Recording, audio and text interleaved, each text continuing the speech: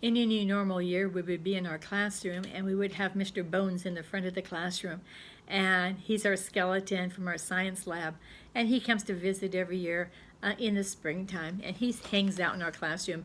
And then we get to see what a human body skeleton looks like. And so looking at it on paper isn't nearly as exciting as having it in the classroom. But unfortunately, that's not going to happen this year. But our skeleton, we'll talk about that in a few minutes. But we want to kind of go through our science book a little bit and just to learn some of the other parts of the body. On page 170, it's talking about the muscle system. So if you can get to page, in this white book, page 170, and let's read this. Your bones give your body support. Just like a jellyfish. You know, a jellyfish doesn't have a lot of support. He's just a pile of jelly. He doesn't even, he can't really stand up very much. He just kind of lays down. But your body has bones, which give you support. But you need something else so your bones can move. You need muscles. Your bones and muscles work together so you can move. Some muscles are small. The muscles that move your eyes are small. Other muscles are large. The muscles in the top of your legs are very large. They have to move large bones so you can walk. Many of your muscles connect to bones. When the muscles move, they move your bones. You control these muscles. You think about moving them. They move when and how you choose. So they're not involuntary. In other words, an involuntary muscle in your body is like your heart. It beats and you can't stop it. You can't tell it what to do. You can't tell it to slow down. You can't tell it to speed up, so to speak. Okay, he is going to beat day in and day out and day in and day out. Solid tick, tock, tick, tock. Okay, so you don't tell him what to do. He's a muscle and he works for your body. And if he stops, you're dead. So he works and he works and he works and he works. And someday that muscle will stop. But you're not in control of that muscle. It is involuntary. But you have some muscles you are in control of. The muscle in your arm. Okay, so if I say, can you pick up that stack of books and bring them over to my desk? You know, your muscles know. You're going to tell your muscles, okay, pick up these books and carry them to Mrs. Harbor's desk. And sometimes I've asked you to pass out books and you've passed out a whole pile of books. And sometimes I have to say, no, just 3 and 4 at a time or just enough for your row. But you know your muscles are strong, and so you want to pass out lots of books. Or I see you swinging on the monkey bars outside, or on the zip line, or doing all the exercises on the swings and on the parallel bars outside. Those are all your muscles that are doing all that good work. Some muscles move without your thinking about them. God made muscles that work even while you sleep, and your heart's that kind of muscle. It works all the time, whether you think about it or you don't. Your bones and muscles are tough. God made them that way so you can use them for work and for play. You can keep them strong by eating good foods and exercising. When you play sports, you should wear protective gear. The gear helps protect your bones and muscles. And what I've noticed that many of you that play soccer on a soccer team, you have protective equipment. You wear some kind of shin guard so that you can protect your muscle, but more protect your bone. People that play football, it's a rougher sport. It's a contact sport. And so they wear massive equipment. They wear big, heavy, padded equipment so that they don't get hurt. When you ride your bicycle, when you do rollerblading, when you maybe do skiing, snow skiing, when you do ice skating, all of those things, you might wear a helmet so that you can protect your cranium, because your cranium doesn't want to get cracked open like an egg, right? Right. So you wear protective equipment so that you don't get hurt. You only have one body. And so you have to take care of your one body that God gave you. So today we learned a little bit about the muscles. There's some that you make work, like your arms and your legs, and say, hey, let's run over to the fence.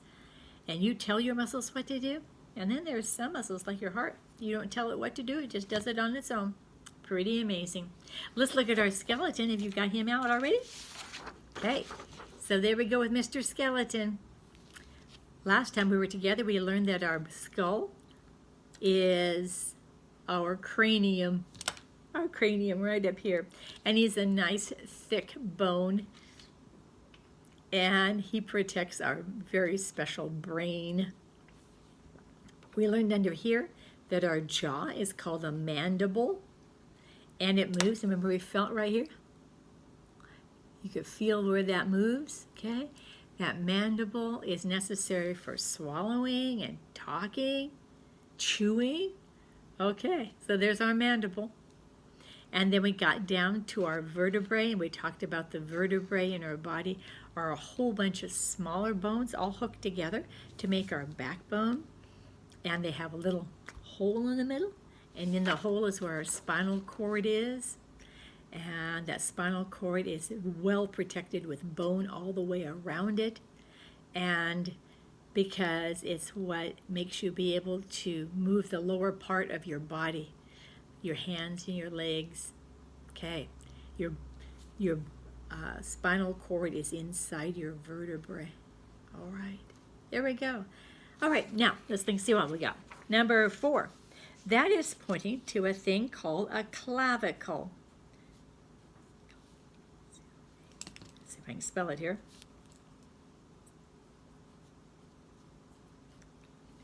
There we go. C-L-A-V-I-C-L-E, your clavicle. Right there. There's also one on that side. Okay? Your clavicle. It's your, sometimes they call it a collarbone. If you shrug your shoulders, can you do that? Right in here? Can you feel that bone right there? Keep your shoulders shrugged and I can see mine or not. Okay. Well, no, not very good. Oh, my necklace is in the way. I can't see them very good. Okay, your clavicle is right there. And it's one of those bones that can get broken. It can get broken by a fall, falling out of a bunk bed, or falling out of a tree, or maybe even falling in a sporting situation, or falling in a bicycle. You can break a clavicle and not really know it. You know you're sore, but you don't know what, because there's no way to put a cast on your clavicle. And so sometimes if you do break it, sometimes they just kind of wrap you all up in kind of a gigantic elastic bandage so you don't move. And they try to tell you keep still, try not to breathe too deep, try not to move your arms too much, and, kind of take it easy. So your clavicle, it's your collarbone right in there. Okay, number 5 is called your sternum. S-T-E-R-N-U-M. Your sternum. It's also known as a breastbone. But it sits right in the middle, right in here, okay, your sternum. And your sternum has all of the ribs are hooked to it, all right? So they're hooked so that you have this little cage, this little rib cage they call it. But they're hooked to your sternum right there. And it's kind of interesting that your sternum is a kind of a solid bone, but your ribs, right here in your ribs, that little bit on each side, is not solid bone. It's cartilage, so it kind of gives a little bit. But they're all hooked to your sternum. It gives your upper body strength, right? All right, let's go down to number 6. Oh, I think I'm wrong. Oh, man, can I back you up? You know how that is sometimes. I think number 6 is Mr. Sternum. Yep. Okay, move him down to number 6. Okay, number 5. Let's go back to number 5, okay? And that guy there is called your scapula. Okay, sorry to mess you up there, but the information is correct. It's just that see it? Hold still. Scapula.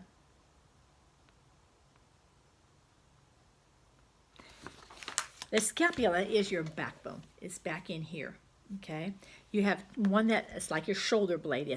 They're on two different sides, one on each side of your back, and it's what gives your back extra support, plus your vertebrae, of course. But this scapula is on the back, and they're a very flat bone. Okay, they're quite large. So because they're large, they kind of take up a lot of your back, the backbone, the back part of you, and gives you strength to the upper part of your body. So your scapula is in the back and your sternum is in the front. So scapula is number 5 and sternum is number 6.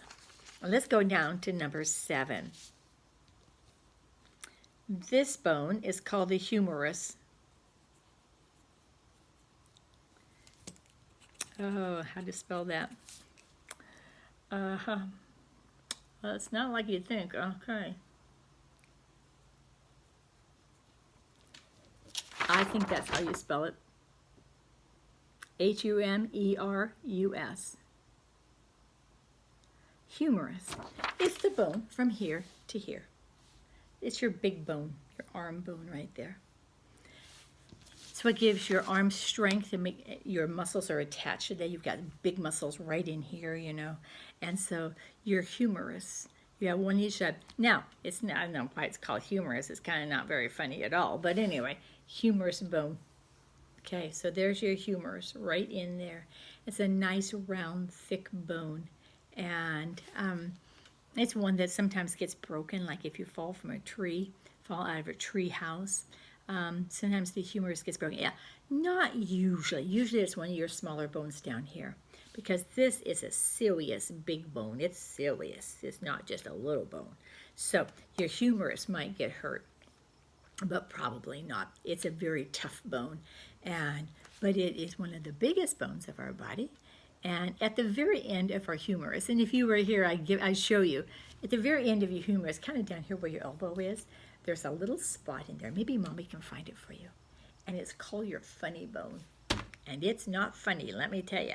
If you hit your funny bone, it's not funny at all. So I'm always, at the kids, usually when I'm in school, I'll come around and I'll hit your funny bone a little bit and let you feel how, whoa, that kind of sting hurts, kind of strange, a strange little feel.